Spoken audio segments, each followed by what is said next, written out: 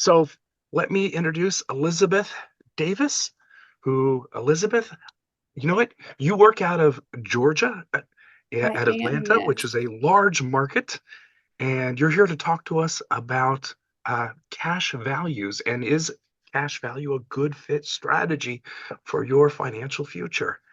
And so I will just turn it over to you at this point. I'll stop. Actually, let me make one announcement. I've been getting more and more requests about seeing the videos that are posted, and I wanted to let people know that all of the videos up to last week are now posted. So all you need to do is come here to alternativeinvestingclub.com, click on Speakers Hall of Fame. I know I need to work on the mobile version a little bit. It works better on the desktop. But here it is, and click on it, and it'll bring you over here.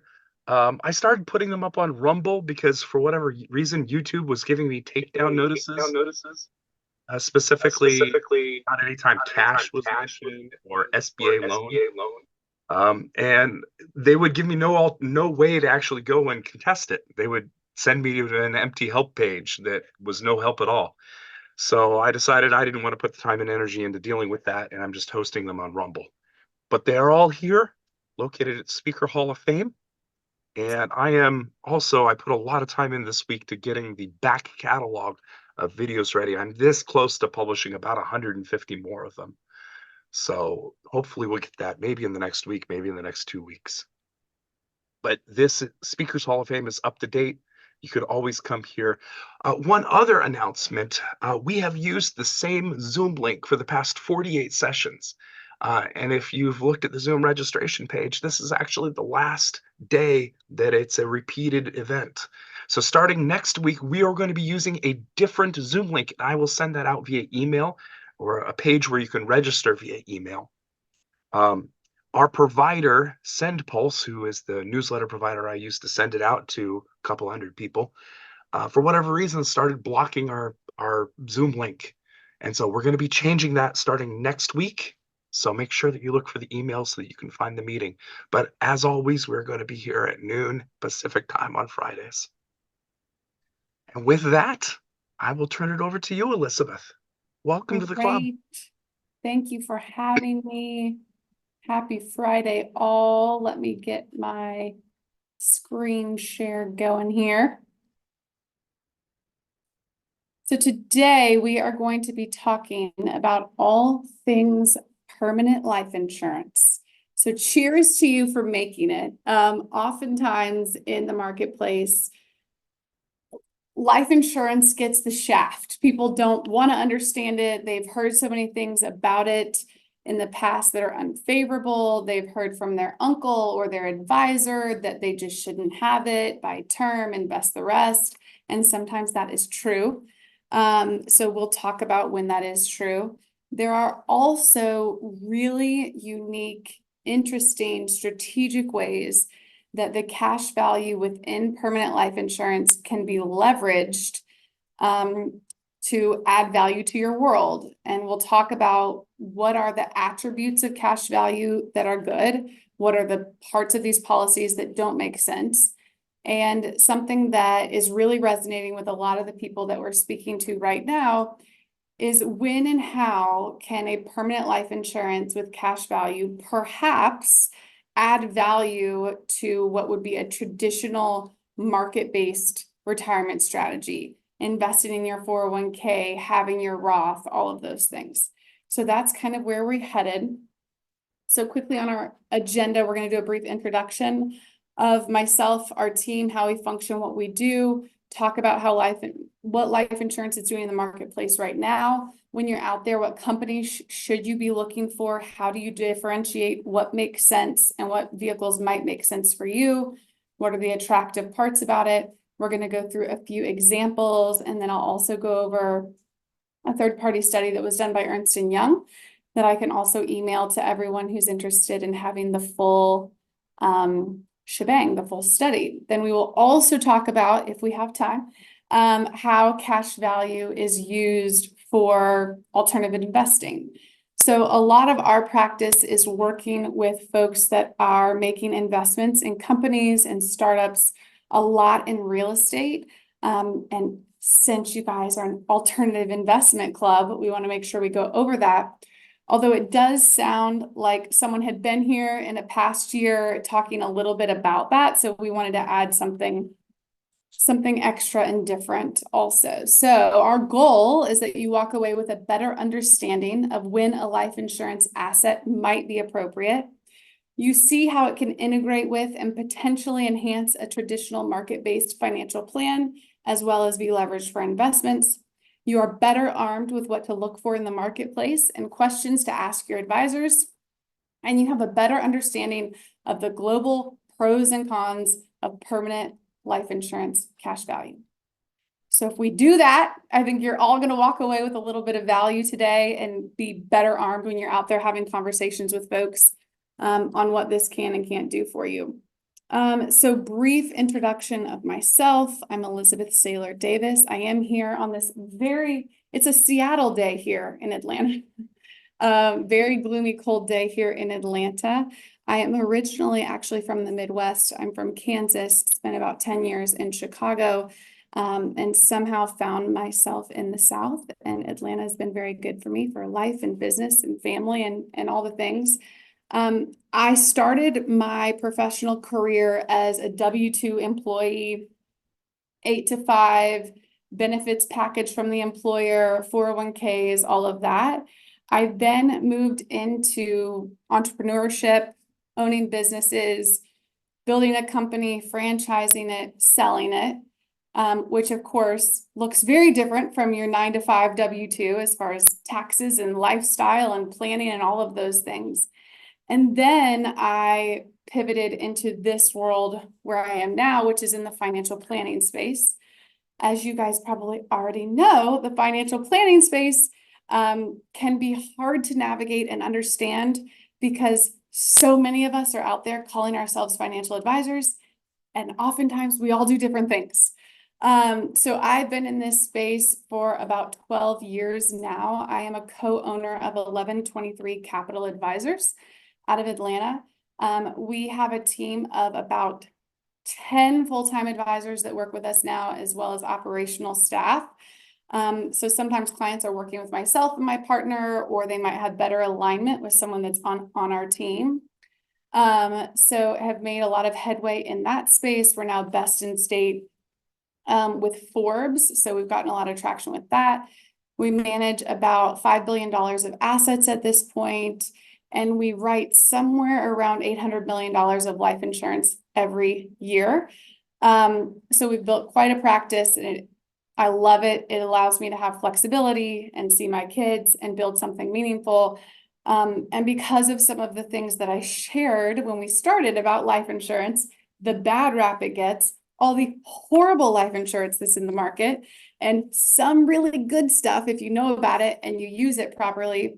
I'm on a mission to help people better understand and have access points and know where to go. So that's me and our company in a nutshell.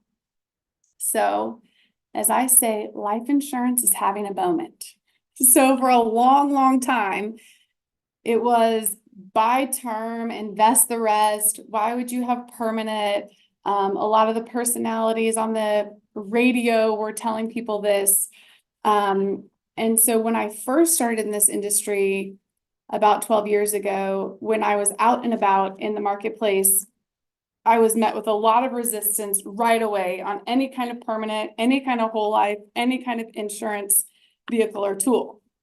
However, as you guys probably have heard or seen, life insurance is everywhere now. There are personalities that are talking about it on Instagram. There's videos, there's TikTok, there's people to follow. All of a sudden, we are getting phone calls from people. Do I need an IUL? Do I need a VUL? Do I need a permanent? How do I use this? This whole infinite banking thing has taken off. So I'm curious if you are, will I be able to see the chat? Daniel, do you know? I think so. So if you've heard about insurance. In fact, if you'd like, I can monitor the chat for you. And if somebody has a question, I can that'd be great. Judiciously interrupt so that you don't need to do that. Yes.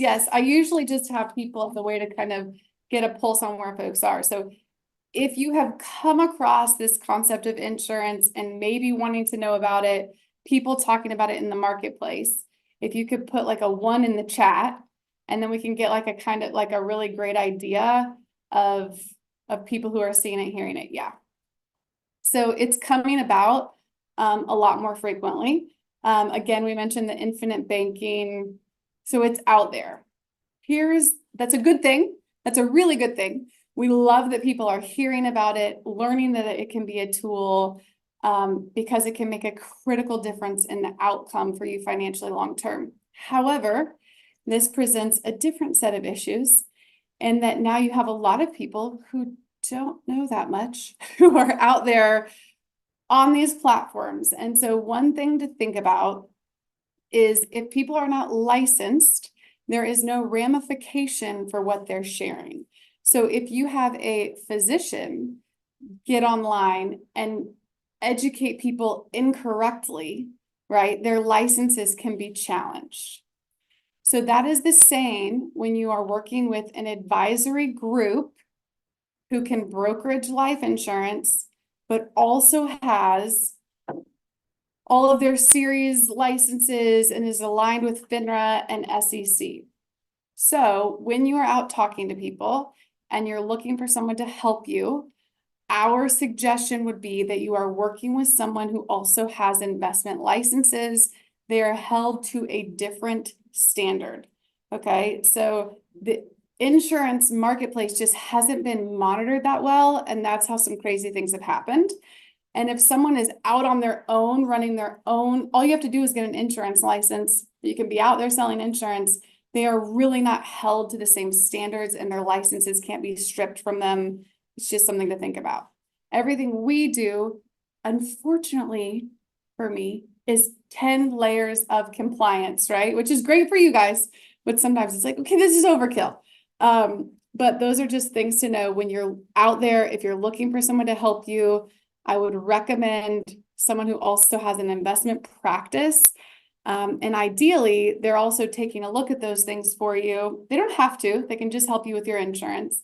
But ideally, they have a better idea of what you actually need, what your long-term picture is going to look like, what your short-term picture is going to look like. Insurance is a very complex vehicle. And so oftentimes people go out to the marketplace just to patch up and get some insurance, which might be better than nothing. But having an advisor really look at it and understand what you're getting and why is a great idea. So it's having its moment, which is awesome, but be sure you find someone who's been at it for a long time and has licenses that they need to hold themselves to a certain standard. The other thing, when you are looking for insurance for yourself, we highly recommend using a mutual company. So here's why. A mutual company has no shareholders. So when you purchase a vehicle with them, a policy with them, you become a shareholder. So as the company has dividend returns every year, you as the policyholder receive those dividends, okay? So for instance, we run into people that might have State Farm insurance, all kinds of other life insurance vehicles. Those companies are not mutual companies. They are paying their gains to their shareholders, not the policyholders. Why this matters is even if you're just buying your basic term insurance, right? Which your term insurance is, I'm paying as little as possible a month now for the biggest amount of death benefit, just for sheer death benefit protection, okay? So people will shop those out and get whatever they can in the marketplace that's the cheapest. However, if and when you go to turn that term insurance into an asset-based permanent model, you are, of course, then using the portfolio of the company that you're with. So if that term insurance is with State Farm, then it becomes permanent insurance at State Farm, right?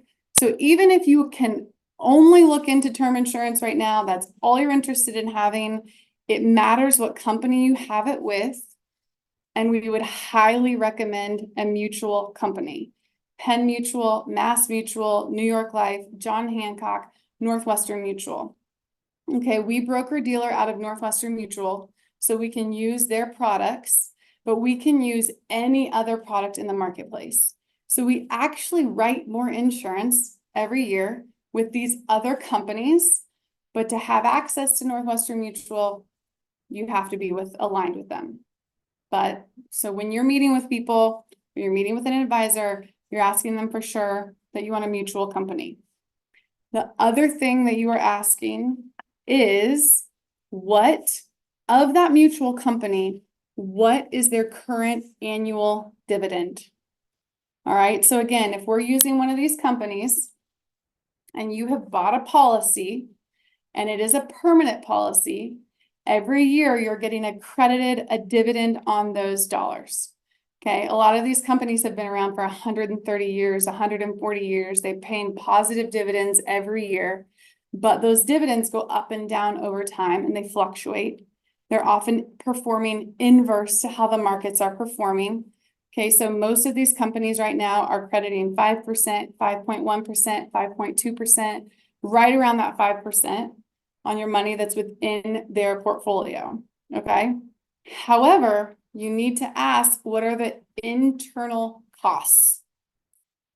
So any company can go say, oh, look at us, we're giving you 6% dividend. But what they don't put out plainly for everyone to see is what is the cost to run the company internally that then reduces the dividend that you get every year. Okay. So there are two things that reduce how much they are crediting your policy every year. One is their actuarial data. So did they predict 20 years ago accurately on how many policies they would be paying and how many people would be passing away? How good at that were they? The better they were at it, the less they're paying for error. Okay. The other thing is just what it costs them to run the company. So those two things. So you're asking someone for a mutual company, you're asking them what the annual dividend is, a history of the dividend for the company. And also, after you take out the cost of running the business, what dividend are they crediting people that own a portion of their portfolio? Okay. Because of this, you get the best return on companies that have the hardest underwriting. Okay, so there are a lot of companies out there, you've heard them advertised, come sign up with us, no underwriting, no medical questions, no nurse visits, we'll give you all of this. Okay, well, when you look behind the scenes, of course, their actuarial tables are going to be way off because they're just guessing based on your gender and age, and they're not really doing the science behind it. So for when we're working with clients, we're usually starting with the company that gives the best dividend and return on your money, of course. And then if there's a health problem that keeps us from being able to capture that, then we go to the second one, the third one, the fourth one, the fifth one. So you want to be working with someone that can represent a lot of companies, has experience representing a lot of companies, not just one product that they're brokering. Okay. Elizabeth, we have a question from Glenn. Yeah. And he's asking, should I be considering insurance having two separate goals? You know, one insurance for covering me from death, illness, and injury, and another for an investment vehicle. Yes. Or are those the same thing? Yes, yes, and yes. So a lot of it is dependent on your overall financial planning picture, what you've already put in place to this point, right? So if people don't have a 401k yet, it doesn't make sense to go get permanent life insurance, right? So it's not time to build that asset yet. Or they don't have the excess monthly income to invest in the asset that is permanent life insurance. So let's say you're working with someone who needs $2 million just in death benefit, right? They have 2 kids, they have a mortgage, if I pay for this month, you know, we have a way to figure this all out for someone, but let's say they need 2 million. For most families, it would be incredibly cost prohibitive to get $2 million that's a permanent asset, right?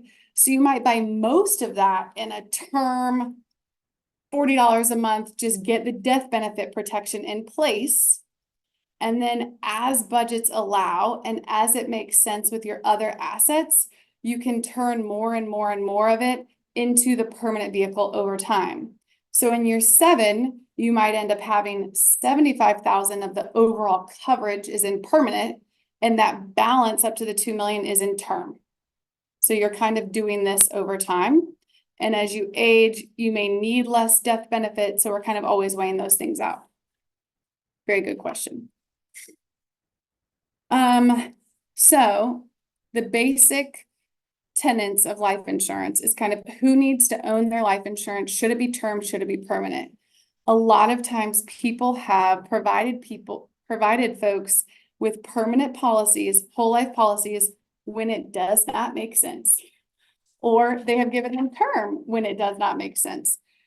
So the first question is, who needs to own their life insurance? We would say everyone.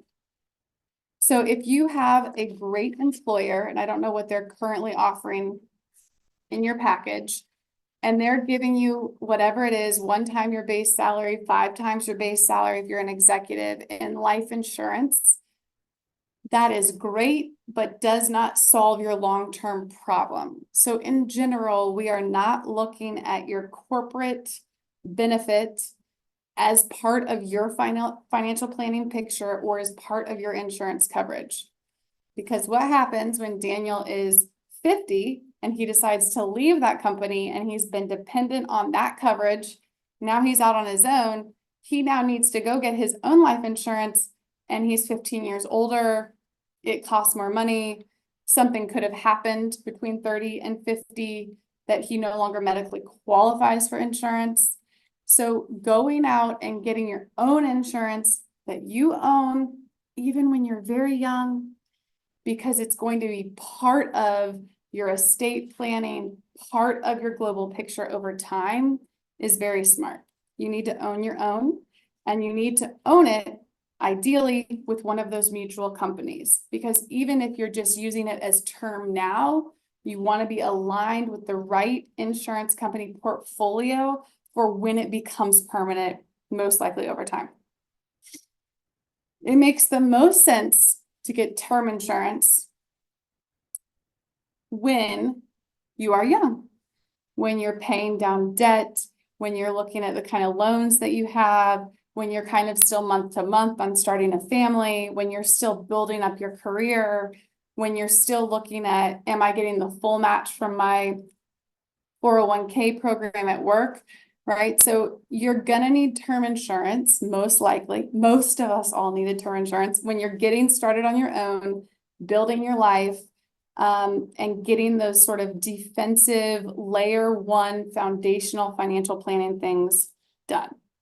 Okay, and then permanent comes in when those things have been taken care of. Other people who need permanent insurance that we won't go into a lot today, complex estate planning, people who own businesses, people who need different buyout options within their businesses, people who are going to have a massive estate tax burden. All of those folks over time need permanent.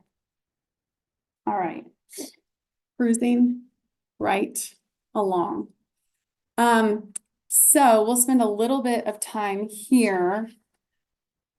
Again, I said when we opened, we're oftentimes talking to investors about how to leverage the cash value within life insurance, and you're hearing a lot about that in the marketplace now. How to create your own banks, all of this. But there is a fantastic place oftentimes to have some cash value and permanent life insurance as a traditional financial planning client. When I say cash value, that's the money that's growing within the permanent life insurance vehicle over time, okay?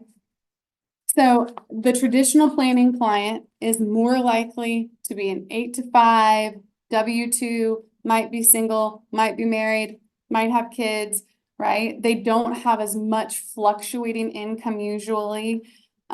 We do a lot of planning for people who have lumpy income. But a traditional client is usually getting paid every 2 weeks and can do a pretty good job of starting to understand this is what's coming in every month. This is mostly what it costs me to live life every month. What's my extra and how do I figure out where to best put that? Okay. The other thing people ask all the time, if this stuff is good, if this is helpful, why has my advisor not mentioned it? So that's another question I have. If you can just put a 1 in the chat box, if you have a financial advisor already on your own that you work with that's not provided through your company. Let's just see who out there kind of has a financial advisor or might have had these conversations. Okay. So good. This is oftentimes why an advisor hasn't mentioned it. They've heard or seen bad things, right? Like we're saying. So for a lot of time, especially in the 80s, 90s, people were selling a lot of annuities that didn't make sense. People were selling life insurance that didn't make sense. Again, the industry was not as well regulated, so they don't trust it. All right. And oftentimes when you're putting your plan together, you're working with an investment advisor who's watching your assets in the marketplace, tax loss harvesting, recalibrating all of those for you. And that's a bucket. And then you're working with someone separately who's doing your insurance. And it is only human nature that someone who is spending all their time in the investment world, and this is their bread and butter, and this is their expertise, and this is their specialty, they're in it all day, every day. They're not as familiar with what's happening in the insurance world.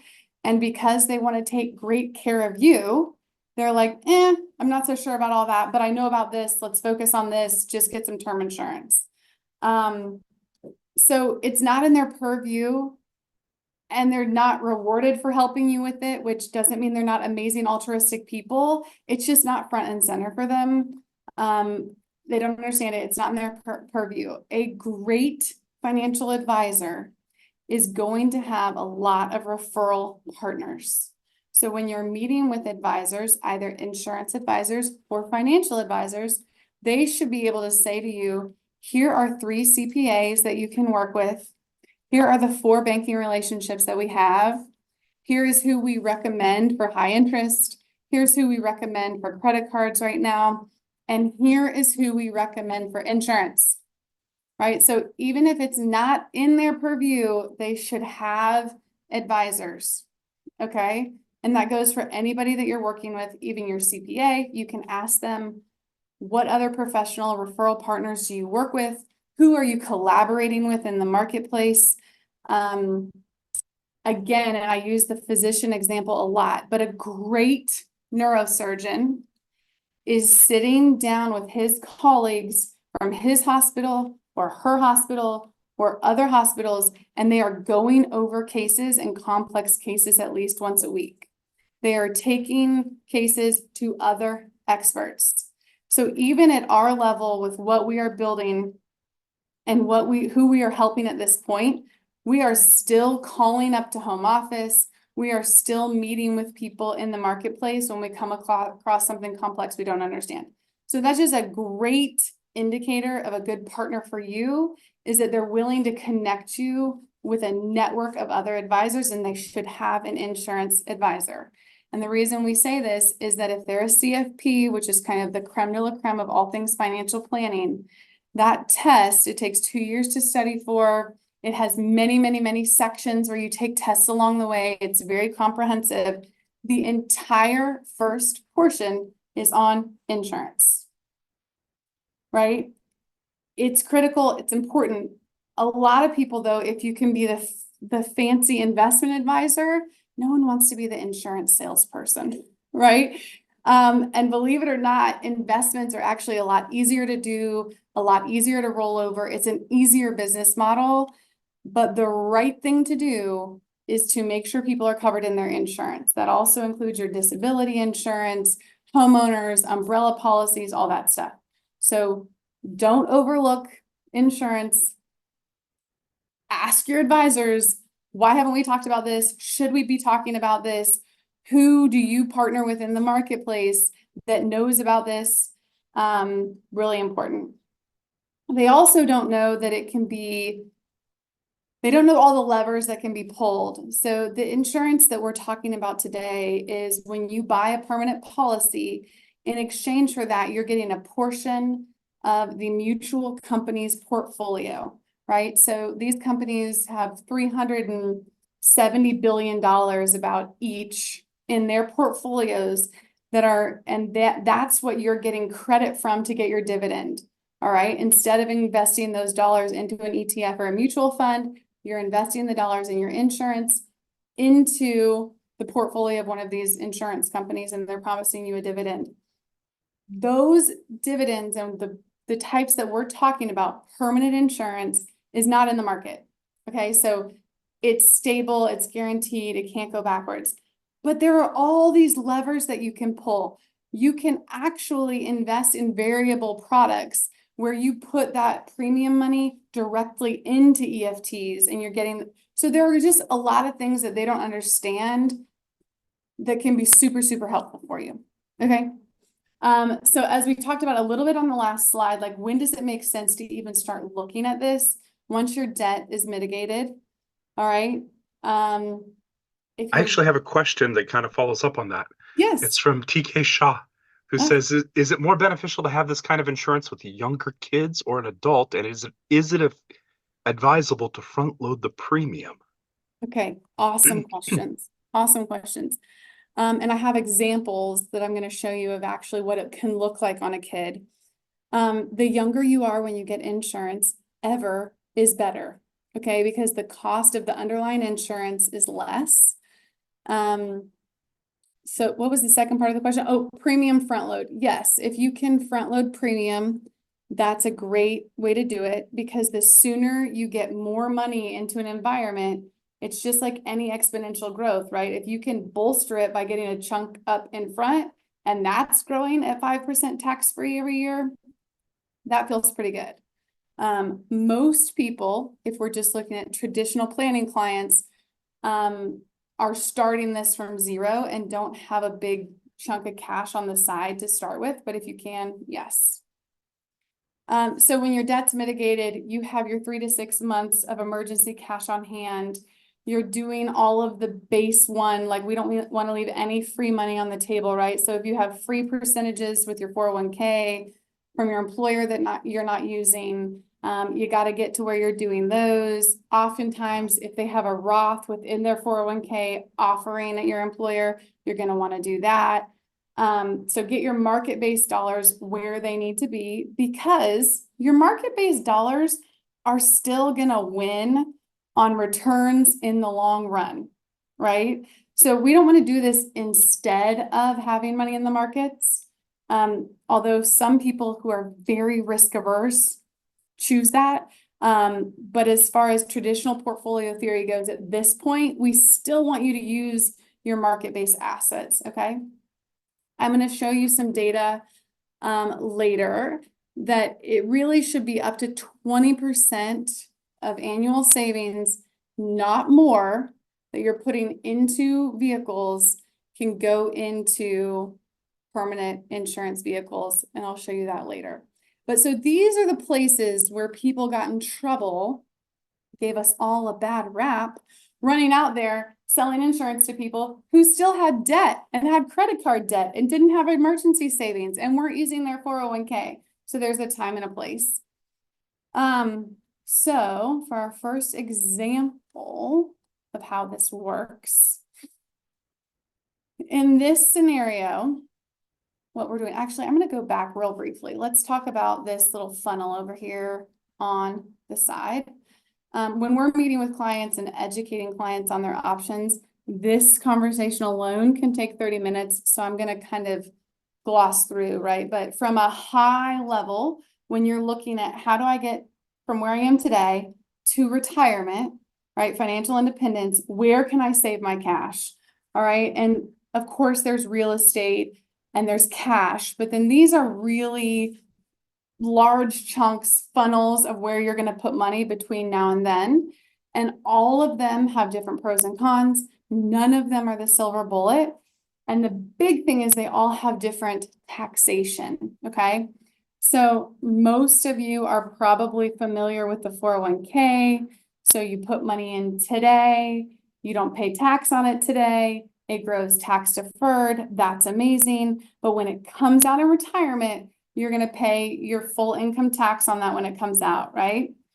And all politics aside, everyone's in agreement in our industry, taxes is only going up. As much as we're all complaining about tax now, there is a 60-year history in our country where taxes don't fall below 40%. Okay, and it was up as high as 80%, 90%. So that's probably where we're headed. So everyone is looking at how can we get money into a Roth-like tax treatment, which, as you know, these are dollars that are showing up in your bank account this year. The government knows about them. You're going to pay your tax on them. Then we are investing in them into Roths or backdoor Roths, and they're growing tax-free and they're coming out tax-free. And everyone's looking for ways to do that right now. And that is part of where this cash value and permanent life insurance makes sense within a full financial plan. So the dollars that go into a cash value life insurance, permanent life insurances are interchangeable. They're taxed today. The government knows you made them. You're going to pay income tax on them. Then you put them through these vehicles and they grow tax deferred at what right now is around 5%, but no tax. So it feels like 6 or 7% on those dollars, and they can come out tax-free also. So once people can no longer use a Roth, they make too much money.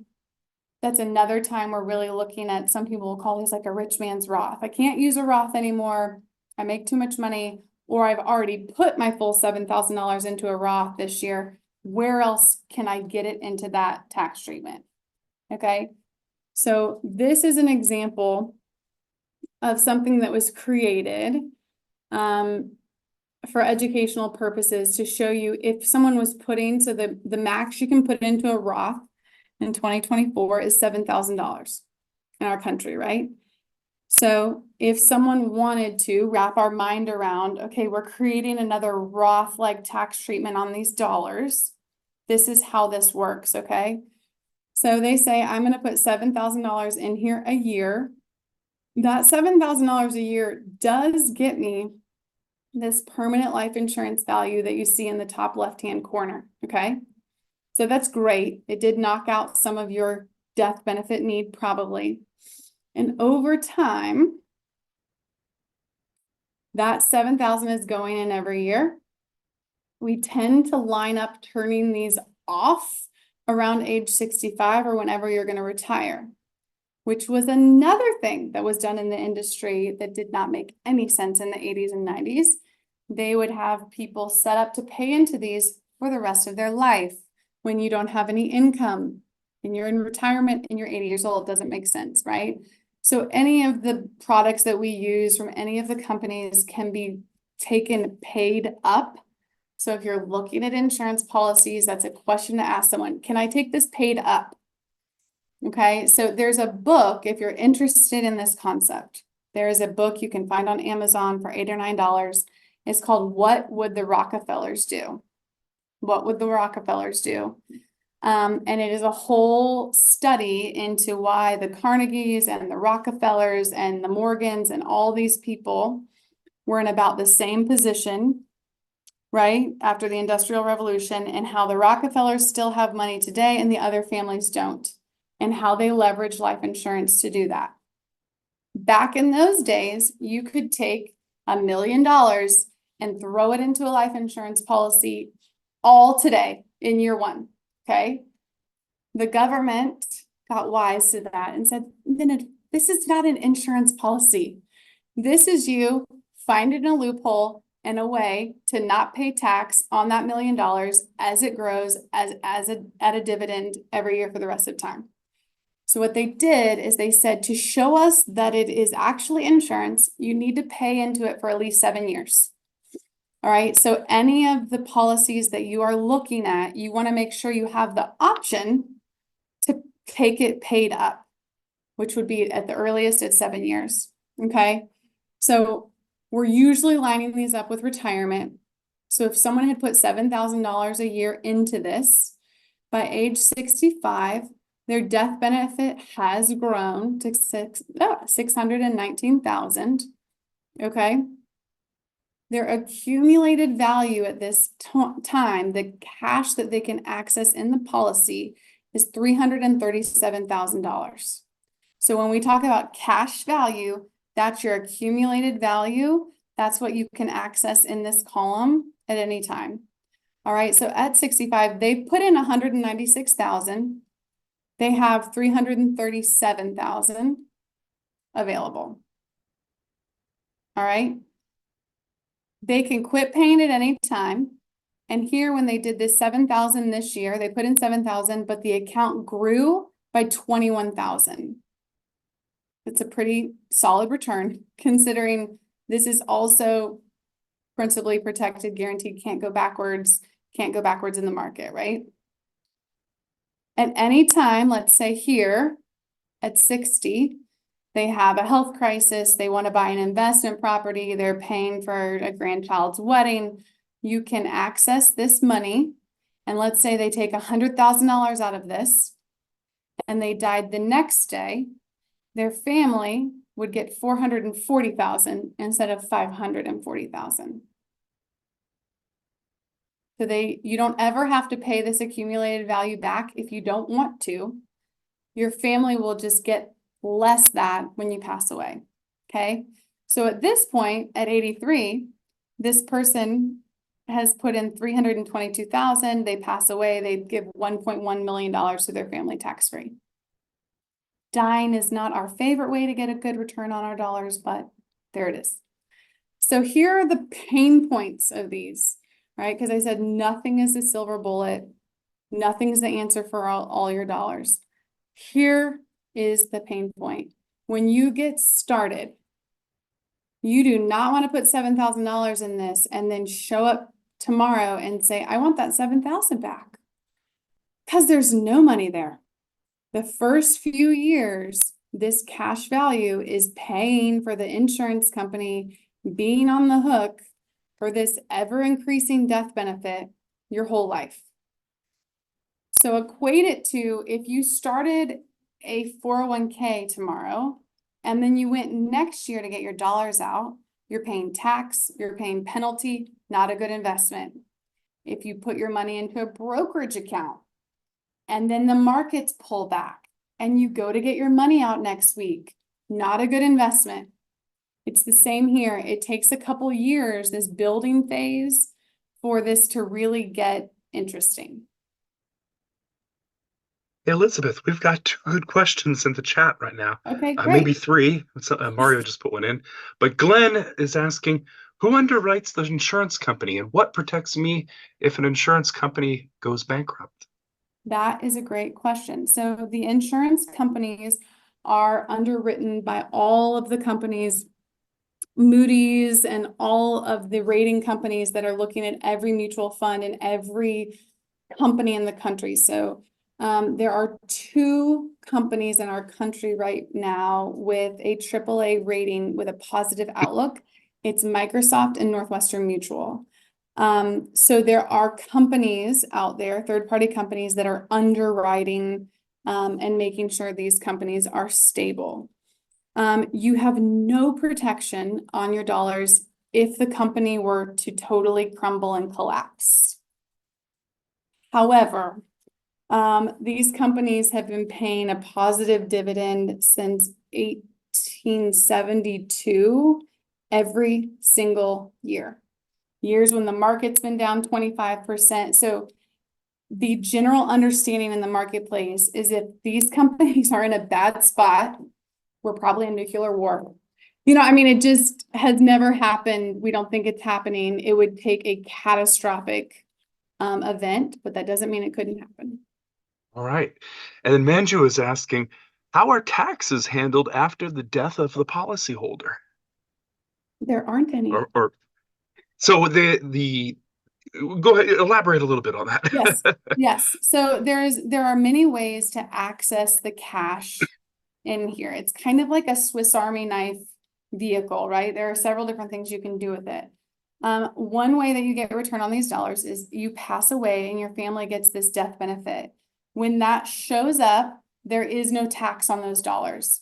Remember I said this is similar to a Roth and that you're paying the tax now when probably we're at a lower tax rate, right?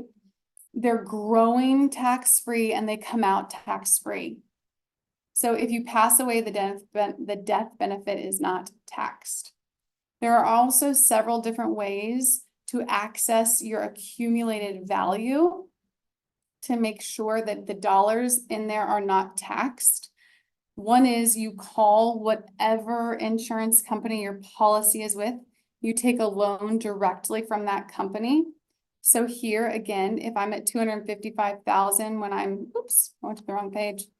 When I'm 61, if I say I want a $100,000 loan, shows up the next day in your bank account, you could never pay it back and your family would just be out that 100,000, but you can loan in and out of these policies as much as you want and it's never taxed.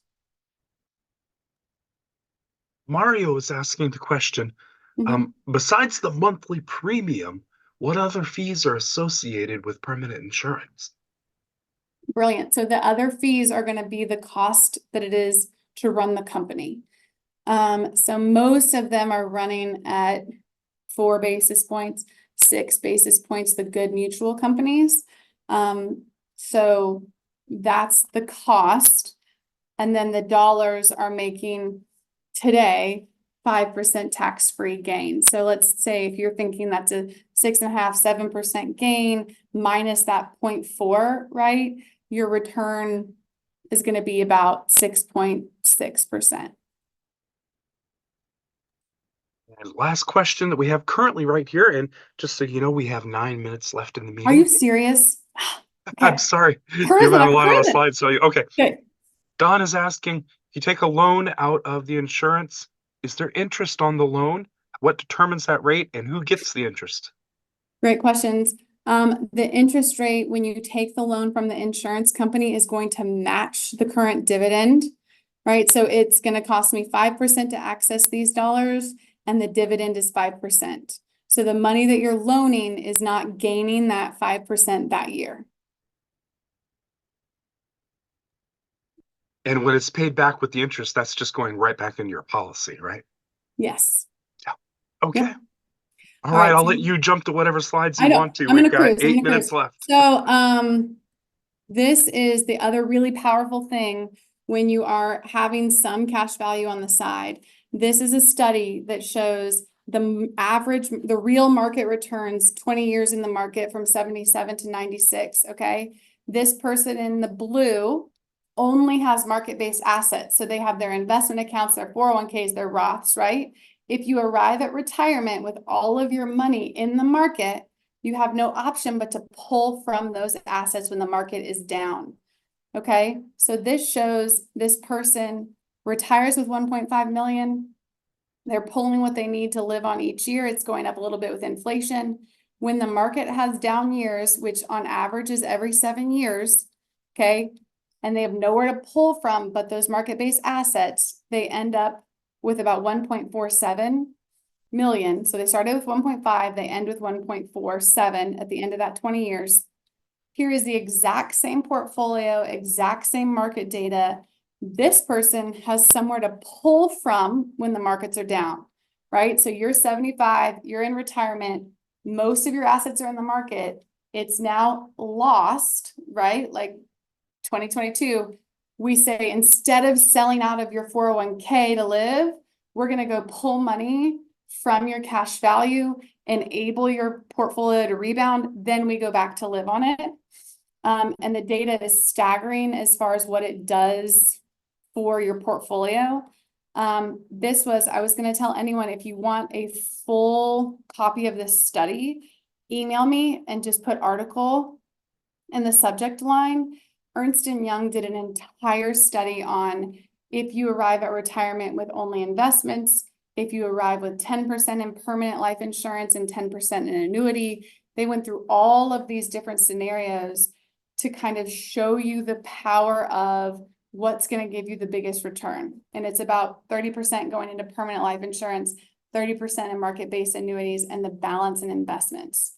So there's an entire details that takes you through. If you're 25, what does it look like? If you're 45, what does it look like? So it's elizabeth.s.davis@N as in Nancy, M as in Mary.com, and I can send you the full article. I know we have a lot of engineers on here. We work with a lot of engineers. They like data. So it's a pretty interesting article.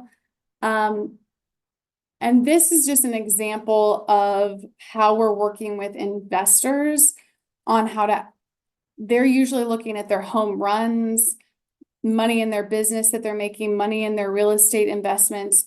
And then we're using, where else do we put safe capital for them? People who own large businesses or are investors in real estate need a lot of dry powder on the sidelines in case they don't make money for 3 years, in case they come across an opportunity. The problems with that are apparent. You're losing pace to inflation, all of those things. So they use these policies to leverage cash. So this one is 25,000 goes in for 10 years. And in this one, we soup it up, which this is, email me, call me. I can send you examples, explain how it works. I know we're out of time. But in year one, when you're designing it for investment, this person has access to $20,000 of the 25 in year one. And then it shows you after you stop paying it, it just continues to print off tax-free dividend that's coming in every year. You can access this. So there are just different ways to do it.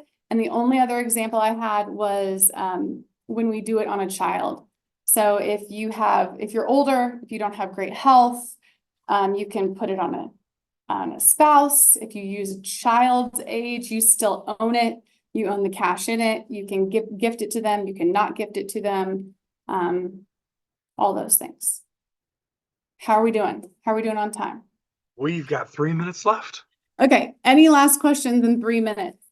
Go ahead, just take your, so the contact information's at the bottom of the slide, Nadosium. Yes. And if you want to ask a question, feel free just to take yourself off mute and ask it.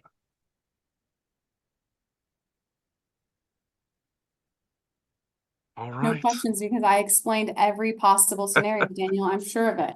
I'm Yep, sure of it. I'm sure you did. We would love to Sure. help you find someone in your area. Truly, I know this is not supposed to be aimed at sales. So I'm like, let me connect you with someone good where you live, to vet out if this makes sense for you, if it doesn't, but it can be really powerful and even making your portfolio work a lot harder for you and go further for you. All right, everybody. Can you take yourselves off mute and thank Elizabeth for coming in and speaking to us today? Thank you, Elizabeth. Great presentation. Thanks, Elizabeth. Thank You you. are so welcome. Thank you for having me. Let me know if there are other groups that need to hear it. We're on a mission to share it. Thank you, Elizabeth. Yes. And a Bye-bye. reminder to everybody, be on the lookout for a new registration link next week. Have a great weekend. Bye.